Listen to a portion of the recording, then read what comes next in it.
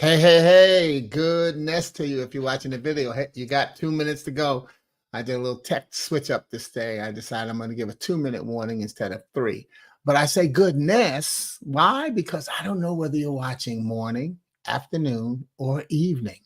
But isn't it great to have good in front of your salutation? I always like to start out that way if this is your first time enjoying one of my broadcasts.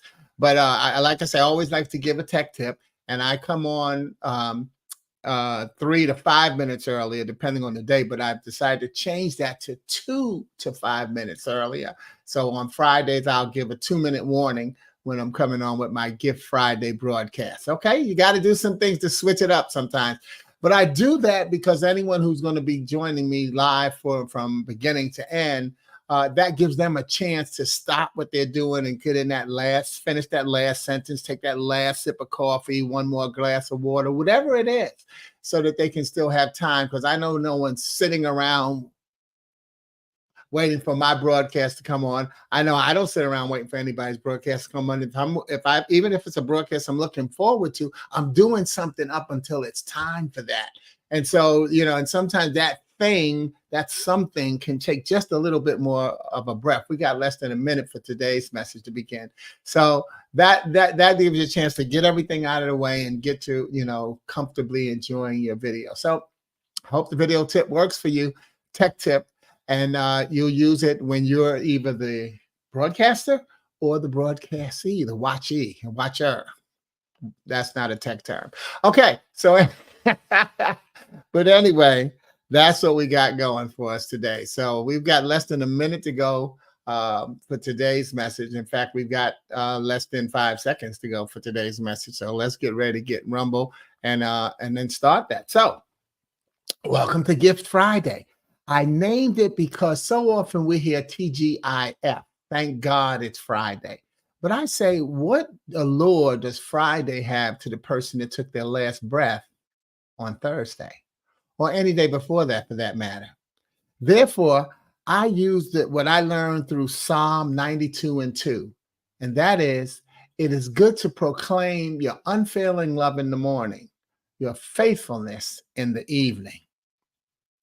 And that allows me to give us another option for TGIF.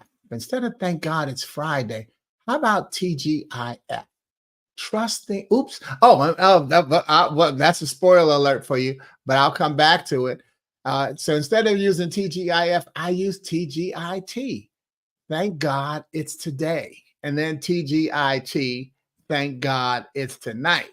And that allows me to use what I learned in Matthew 6:34. And that is, therefore, do not worry about tomorrow, for tomorrow will bring its own worries.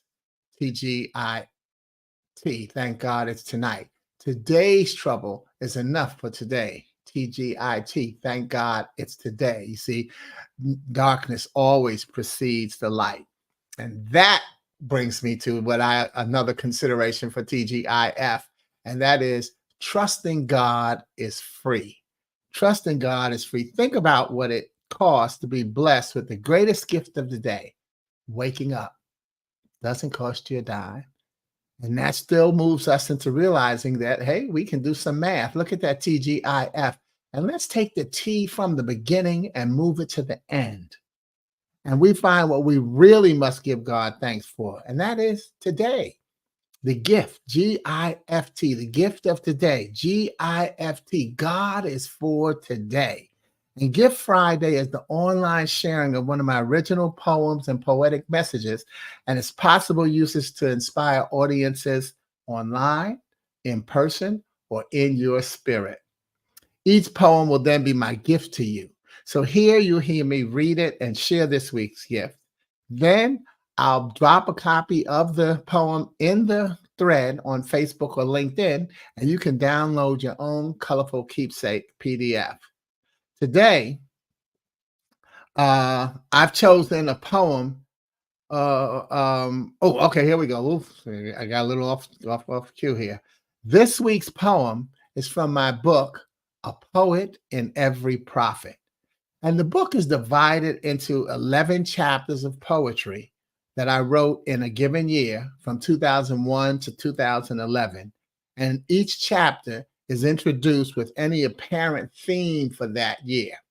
If you notice the creativity, by the way, look at the word prophet and look at the word poet. You'll see there's a P-O-E-T in the word prophet. So that's why I call it a poet in every prophet. And I encourage anybody who writes poetry, when they say, oh my God, is this poem any good? Yes, you are a prophet because God is sending a word through your mind and into your hand and onto your paper. So every poem that you write is a good poem. And because the poem is through you, for you, and you don't know who else it's for.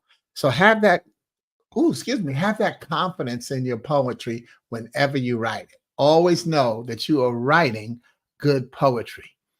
Meanwhile, as you listen to today's poem, what I still believe is one aspect of what we need to address as we discuss social justice. I believe that today's poem addresses personal and community responsibility as the base of any solution. And I hope it helps you ask, what part is one of our most needed contributors for social justice? The poem title is, When Do We Recognize Who? And it connects us back to my writing in 2002. That was the year that I wrote. That was my theme. And as I wrote in the introduction to that year's collection, well, 2002 looks like this was a pretty militant and introspective year for me, with a heavy focus on being Black in America, as well as being human in America.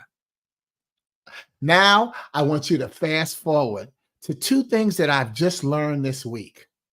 One, about our Juneteenth celebration, that the nonsense of the enslaved people of Texas not hearing of the Emancipation Proclamation made total sense when you recognize that the seceding states did not consider themselves under Union rule.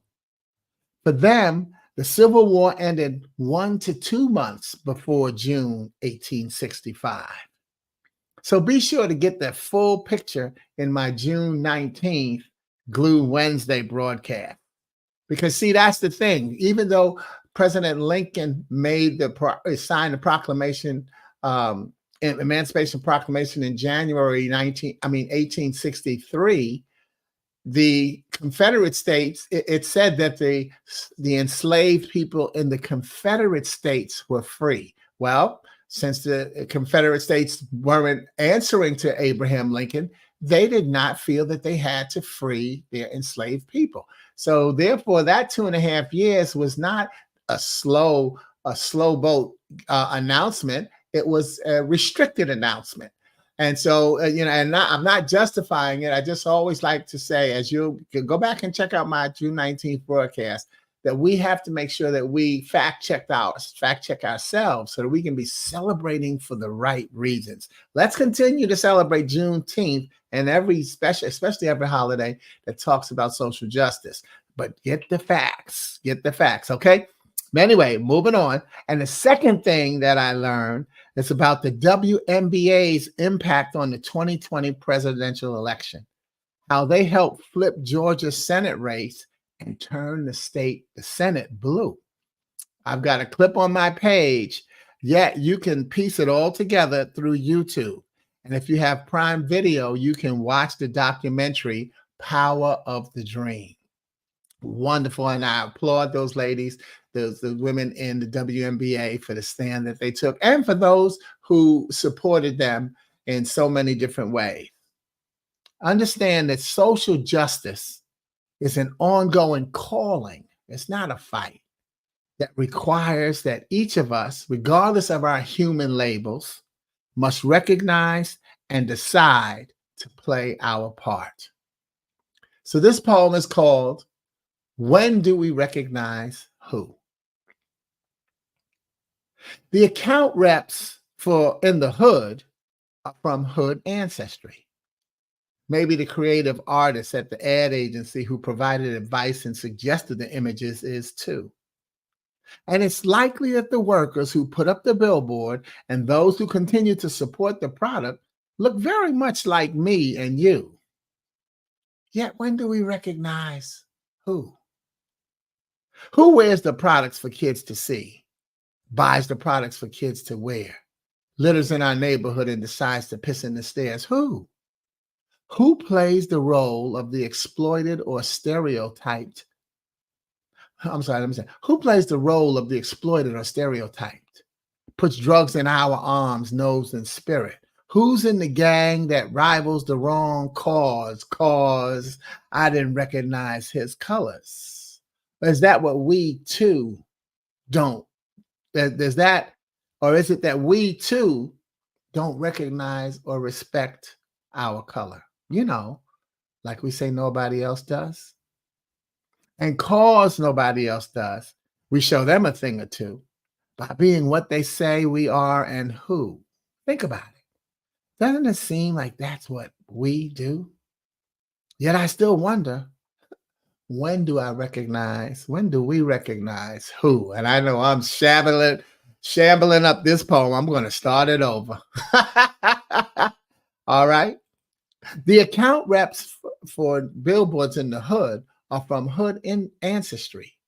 Maybe the creative artist at the ad agency who provided advice and suggested the images is too. And it's likely that the workers who put up the billboard and those who continue to support the product look very much like me and you. Yet, when do we recognize who? Who wears the products for kids to see, buys the products for kids to wear, litters in our neighborhood and decides to piss in the stairs? Who? Who plays the role of the exploited or stereotyped? Put drugs in our arms, nose, and spirit. Who's in the gang that rivals the wrong cause I didn't recognize his colors? Or is it that we too don't recognize or respect our color? Like we say nobody else does.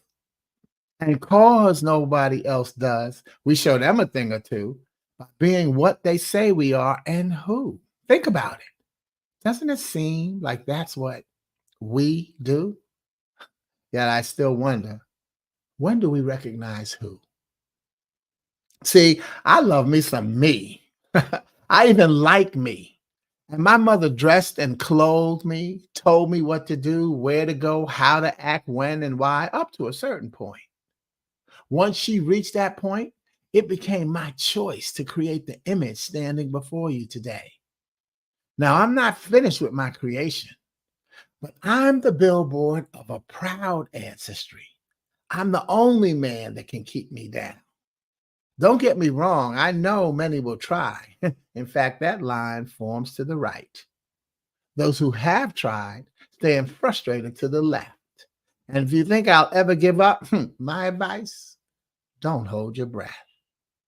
No, I won't give up on rebuilding our pride. I'll keep believing that the dream will one day come true. But it'll only happen when we stop blaming other people and decide to recognize who. What part are you playing in being one of our most needed contributors to social justice? I'm playing the part of someone who loves to talk about stuff. STUFF, situations that unleash our focus and faith. See, when you have a situation, you have to focus on who you are. You have to let it go. Say, hey, who am I and what do I believe in? And then you have to have the faith to decide this is a cause worthy of my efforts, and I've got to be patient in seeing it through. And that reminds us to enjoy taking responsibility for our personal and professional development. In the process, we'll each connect our message to the person or persons on our immediate right, left, front, back, top, bottom, and you know that I'm just talking about our full circle. When I connect, it's with my vision and version of positivity in a sea of negativity. So please, as you've always heard me say, choose your messengers carefully and never forget that you are carefully being chosen as someone's messenger. Someone wants to know who you are. I connect this belief to one of my daily scripture morning meditational reading from 2016, and it is Galatians 6, 4 through 5. Be sure to do what you should, for then you will enjoy the personal satisfaction of having done your work well. And you won't need to compare yourself to anyone else, for we are each responsible for our own conduct.